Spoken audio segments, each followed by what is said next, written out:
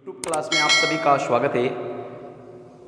जो आज हमारा जो टॉपिक जो है 11th क्लास का पहला वीडियो है अकाउंटेंसी का। अकाउंटेंसी के चैप्टर पढ़ने से पहले अकाउंटेंसी के सिलेबस के बारे में हम थोड़ा सा जान लेते हैं कि हमारी चैप्टर जो है वो कौन कौन से जो है वो इस साल हमको पढ़ने हैं, क्योंकि पिछले कोरोना वैश्विक महामारी के कारण जो है वो बोर्ड ने माध्यमिक शिक्षा बोर्ड ने एनसीईआरटी के सिलेबस में से 40% कोर्स की कटौती कर दी थी। कुछ चैप्टर जो है वो कट गए थे। अभी इस साल बोर्ड ने कोई जो है वो सिलेबस जो है कटौती नहीं करेगा, ऐसे उम्मीद है कहने का, यानी सारे चैप्टर अपने को पढ़ने पड़ेंगे। 40% जो कटे वो भी हमको इस बार पढ़ने पड़ सकते हैं। तो अकाउंट पढ़ने से पहले हम अकाउंट के सिलेबस के बारे में जानेंगे और अकाउंट क्या है इसके बारे में भी हम थोड़ा सा सिलेबस के माध्यम से जो है हम जानने की कोशिश करेंगे। सबसे पहले तो हमको ये मालूम होना चाहिए जो हमारा जो कोर्स जो हम है इस एनसीईआरटी का कोर्स है, एनसीईआरटी का कोर्स है। ये एनसीईआरटी का कोर्स पिछले साल लागू हुआ है। उसमें 2 बुक है हमारी अकाउंट की, एक तो पार्ट 1 में और पार्ट 2 में। पार्ट 1 में अकाउंट का जो सिलेबस जो है वो किस प्रकार से एक एक चैप्टर के बारे में हम थोड़ा सा देखेंगे। उसके बाद हम थोड़ा अकाउंट का बेसिक के बारे में थोड़ा सा पढ़ेंगे। तो आइए देखते हैं। सबसे पहले जो सिलेबस जो है हमारा पार्ट 1 के अंदर हम लेखांकन एक परिचय, अकाउंट का इंट्रोडक्शन इसके अंदर पढ़ेंगे। बेसिक होता है, basic introduction of accountancy. Introduction of accountancy इस चैप्टर में पढ़ेंगे। अकाउंट क्या होता है, अकाउंट के नियम क्या है वगैरह, अकाउंट की प्रणालियाँ क्या है, अकाउंट की शाखाएं क्या है, पुस्तपालन और लेखांकन में क्या अंतर है, ये सारी चीज़ें इस चैप्टर में हम पढ़ेंगे। ये बेसिक है, पढ़ना पड़ेगा। लेखांकन के सैद्धांतिक आधार, लेखांकन का सैद्धांतिक आधार ये हमारा इस चैप्टर का दूसरा पार्ट है। सैद्धांतिक आधार में विभिन्न प्रकार की अवधारणाएं और परंपराएं हम इसके अंदर पढ़े, कंसेप्ट पढ़ेंगे। लेखांकन का जो कंसेप्ट है उस कंसेप्ट को यहाँ पर पढ़ा जाएगा।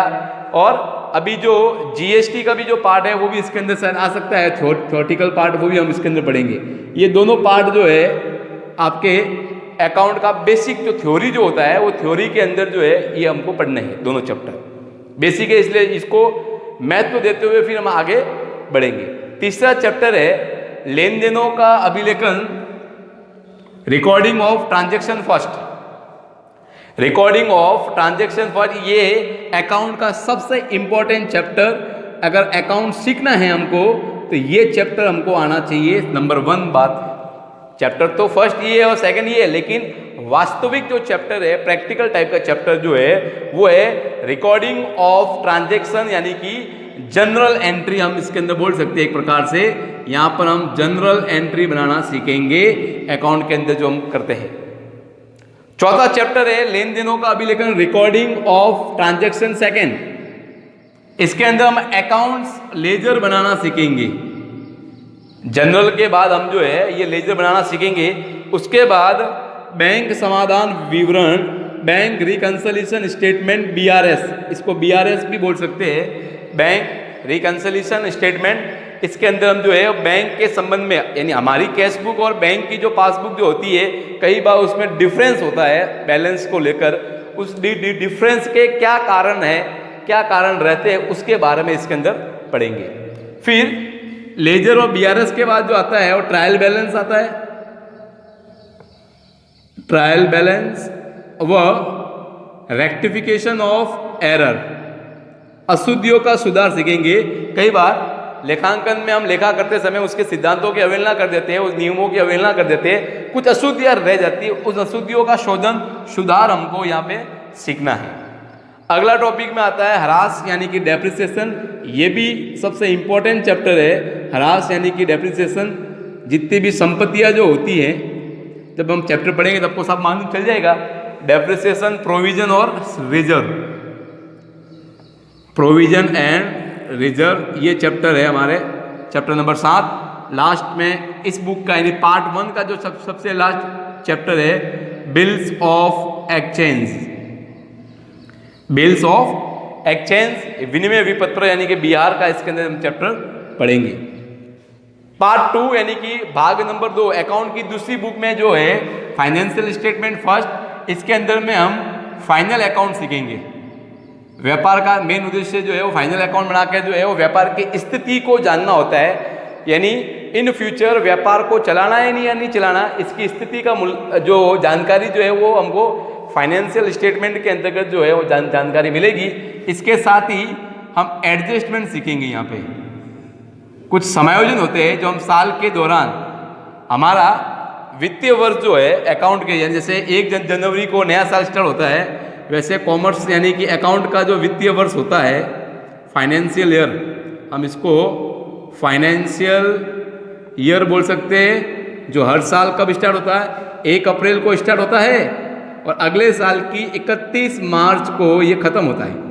ये भी अपने को ध्यान में रखना है। वित्तीय वर्ष फाइनेंशियल ईयर हमारा 1 अप्रैल को स्टार्ट होता है और 31 मार्च, अगले साल की 31 मार्च को ये ख़त्म होता है। ये 12 महीने की अवधि जो है वो क्या कहलाती है, वित्तीय वर्ष कहलाता है। कैलेंडर वर्ष जो होता है, कैलेंडर वर्ष तो हमको मालूम ही है, कैलेंडर ईयर तो 1 जनवरी को स्टार्ट होता है और 31 दिसंबर को ख़त्म होता है। इसको तो बोलते हैं कैलेंडर ईयर। हमारे को चाहिए वित्तीय वर्ष, यानी कि 1 अप्रैल को स्टार्ट होता है और 31 मार्च को जो है वो क्लोज होता है। ये दोनों विवरण जो है वो 31 मार्च को ही बनाया जाता है। अपूर्ण लेखा, इसका एक और नाम है इकरा लेखा प्रणाली। इकरा लेखा प्रणाली। कुछ छोटे मोटे व्यापारी होते हैं, हर कोई व्यापारी जो है वो अकाउंट की बुक्स मेंटेन नहीं कर सकता ना, कि बड़े व्यापारी, बड़े लोग जो होते हैं, जो जिनका कारोबार करोड़ों अरबों में है, लाखों में है, फैक्ट्रियाँ हैं, वो लोग बहुत सारी बुक्स को मेंटेन रखते हैं। छोटे मोटे जो ठेले वाले होते हैं या छोटी मोटी किराने की दुकान है, वो लोग इतने सारी बुकें नहीं रखते, तो वो लोग अपूर्ण लेखा प्रणाली को जो है वो अपनाते हैं। क्या होती है ये जो हम चैप्टर पढ़ेंगे, इस बेसिक के अंदर ये सारी चीज़ें इसके अंदर आ जाएगी। आजकल कंप्यूटर का प्रयोग होता है, अकाउंट जो है वो कंप्यूटर के द्वारा होता है, तो ये दोनों चैप्टर जो है वो कंप्यूटर के संबंध में है। लेखांकन में कंप्यूटर का अनुप्रयोग और कंप्यूटरीकृत लेखांकन प्रणाली, ये आपके इस प्रकार से 13 चैप्टर आपके सिलेबस में है। पिछली बार ये दोनों चैप्टर कट गए थे, कहने का मतलब, और कुछ इसमें से बैंक समाधान विवरण, विनिमय विपत्र, प्रावधान और संचय, ऐसा करके कुछ टॉपिक्स जो है वो 40% के अंदर कट गए थे। इस बार नहीं कटेगा, इसलिए पूरा चैप्टर व्यवस्थित हमको पढ़ना पड़ेगा। ये तो होगी अकाउंट के सिलेबस की बात। अब दूसरी बात ये आती है हमारे सामने, हम अकाउंट तो पढ़ रहे हैं, लेकिन अकाउंट क्या चीज़ है ये भी तो जानना पड़ेगा ना आपको। अकाउंट क्या है क्या नहीं है ये भी जानेंगे। आप अकाउंट पढ़ रहे हो और अकाउंट का मीनिंग ही मालूम नहीं। अकाउंट पढ़ते हैं एक शब्द हम पढ़ते हैं अकाउंटिंग, और एक तीसरा शब्द पढ़ेंगे हम अकाउंटेंसी। अकाउंट का मतलब होता है, हिंदी में इसको बोलते हैं लेखा, अकाउंटिंग को बोलते हैं लेखांकन, अकाउंटेंसी को बोलते हैं लेखा शास्त्र। Account, accounting, accountancy. अब जब हम अकाउंट पढ़ रहे हैं तो अकाउंट की पूरी ABCD हमको आनी चाहिए, और पूरी ABCD जो स्टार्ट होती है वो यहीं से स्टार्ट होती है। हम अकाउंट पढ़ रहे हैं, अकाउंट का मीनिंग ही अपने को मालूम नहीं होता है। देखिए, अकाउंट का मतलब होता है हिसाब किताब करना। अकाउंट का मतलब होता है हिसाब किताब करना। अकाउंट का मतलब हिसाब किताब करना। अकाउंटिंग, लेखा रखने की विधि, लेखा रखने की विधि। बहुत सारी विधियां यहाँ पर, 2-3 प्रकार की विधियां जो है, दोहरा लेखा प्रणाली है, इकरा लेखा प्रणाली है, महाजनी बही खाता प्रणाली है, या और भी कोई प्रणाली है। तो अकाउंट का मतलब हिसाब किताब करना। हम जो हिसाब किताब करते हैं उसको हम अकाउंट बोलेंगे, लेखा बोलेंगे। लेखांकन, अकाउंटिंग, हिसाब रखने की विधि, मेथड, कौन से मेथड से अकाउंट किया जाएगा वो इसके अंदर होता है। लेखा शास्त्र, नियम एवं सिद्धांत। लेखा करने की विधि तो है हमारे पास, उसमें उसको करने की विधि के अंतर्गत नियम है, उसके सिद्धांत है। डेबिट क्रेडिट करने के नियम और सिद्धांत बने हुए हैं, उसी के अकॉर्डिंग जो है वो पोस्टिंग होती है। तो लेखा शास्त्र में नियम और सिद्धांतों का अवलोकन यानी कि अध्ययन इसके अंतर्गत जो है हम करते हैं। तो ये हमको याद होना चाहिए कि अकाउंट का मतलब क्या होता है, अकाउंटिंग का मतलब क्या होता है, अकाउंटेंसी का मतलब क्या होता है। अकाउंट का मतलब लेखा हिसाब किताब करना, अकाउंटिंग का मतलब लेखा करने की विधि, अकाउंटेंसी का मतलब होता है नियमों और सिद्धांतों की जानकारी जो है वो हम इसके अंतर्गत पढ़ते हैं। अब शुरुआत कैसे होती है अकाउंट की, थ्योरी हम पढ़ेंगे, कोई झिझक नहीं इसमें। थ्योरी पढ़ने से पहले मैं आपको बताता हूँ कि वास्तव में हमको अकाउंट यानी एक्सपर्ट बनना है अकाउंट के अंदर, तो सबसे ज़्यादा फोकस जो है हमारा इस पे होना चाहिए। मैं आपको एक शेड्यूल बना के दे रहा हूँ। जनरल एंट्री, जनरल एंट्री ये हमको आना चाहिए नंबर 1। जनरल एंट्री इसको बोलते हैं हिंदी में, एक और इसका शुद्ध हिंदी नाम है रोजना मचा, या इसको जनरल एंट्री भी हम बोल सकते हैं। दूसरा जनरल एंट्री सीखने पर के बाद जो दूसरा हमारा काम जो है लेजर और पोस्टिंग, खाते बनाना, खाता बही, ये दूसरा है। तीसरा होता है इसके अंदर ट्रायल बैलेंस, तलपट, ये अकाउंट का तीसरा बेसिक है, प्रैक्टिकल सारे के सारे। तलपट के बाद हमारा बनता है फाइनल अकाउंट्स, और इस फाइनल अकाउंट्स में अंतिम खाते जिसको हम बोलते हैं, इसके अंदर 3 प्रकार के खाते बनते हैं, ट्रेडिंग अकाउंट,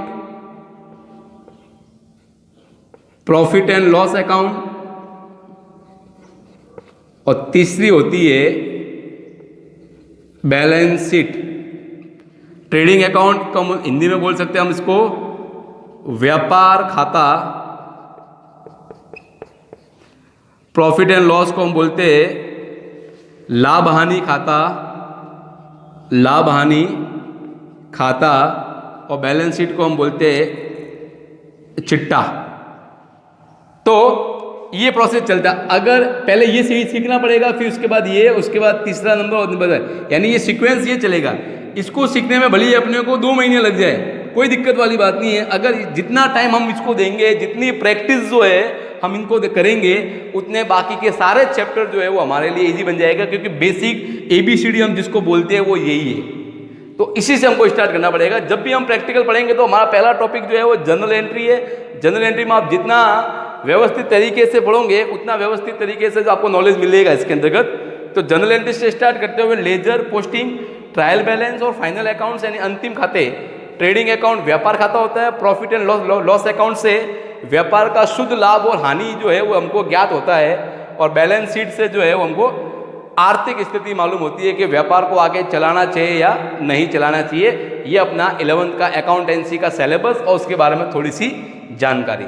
नेक्स्ट वीडियो में हम पहला चैप्टर लेंगे, तब हम आगे और बात करेंगे। तब तक के लिए धन्यवाद।